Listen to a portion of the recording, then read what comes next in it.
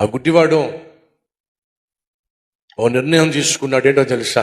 ఈరోజు గనుక యేసు నా జీవితంలో అద్భుతం చేయకపోతే జీవిత కాలము నేను అంధుడుగానే మిగిలిపోతా. ఈ అవకాశాన్ని మాత్రం నేను పోగొట్టుకోను. ఇది మన జీవితంలో ఖచ్చితంగా కలిగి ఉండాల్సినటువంటి ఆలోచన విధానం. యేసే కనుక నాకు జీవితంలో జవాబు ఇవ్వకపోతే, యేసే కనుక నాకు పరిష్కారాన్ని చూపించకపోతే ఇక ఎక్కడి నుంచి నాకు పరిష్కారం వస్తుంది? ఆయన ఒక్కడే నా మార్గం, ఆయన ఒక్కడే నా గమ్యం, ఆయన ఒక్కడే నాకు దిక్కు అని నమ్మి నువ్వు ప్రార్థన చేస్తే ఖచ్చితంగా నీకు జవాబు వస్తుంది. వెళ్ళిపోతున్నాడు. జాగ్రత్తగా వినండి. యేసు తన దగ్గర నుంచి వెళ్ళిపోతున్నాడు. అడుగుల శబ్దము ఆల్మోస్ట్ తనకి ఇంక వినబట్టలేదు.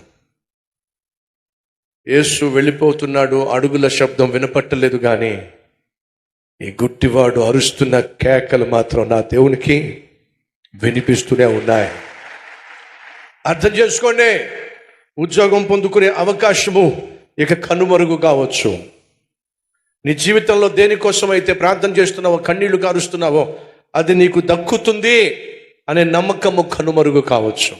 కనుచూపు మేరల్లో నీకు కనిపించకపోవచ్చు. కానీ వినో, నువ్వు చేసే ప్రతి ప్రార్థన నా ప్రభువు చెవుకి చేరుతూనే ఉంది. ఆయన వింటానే ఉన్నాడు. అవకాశాలు తగ్గిపోతున్నాయి. ఇక ప్రమోషన్ వచ్చే ఛాన్స్ నాకు కనిపించట్లా. ఇక గర్భఫలం పొందుకునే ఛాన్స్ కనిపించటల్లా. ఇక ఆరోగ్యాన్ని పొందుకునే ఛాన్స్ కనిపించటల్లా. కుటుంబం కట్టబడుతుందనేటటువంటి నమ్మకం నాకు కనిపించటల్లా. నా కొడుకు లేక కూతురు బాగుపడుతుందని, రక్షించబడతాడని, దేవుని సంధికి వచ్చి దేవుని సంధిలో కనిపిస్తాడని నమ్మకం నాకు కనిపించటల్లా. అయితే ఏం చేయాలి? మరింత పట్టుదలతో ప్రార్థన చేయాలి.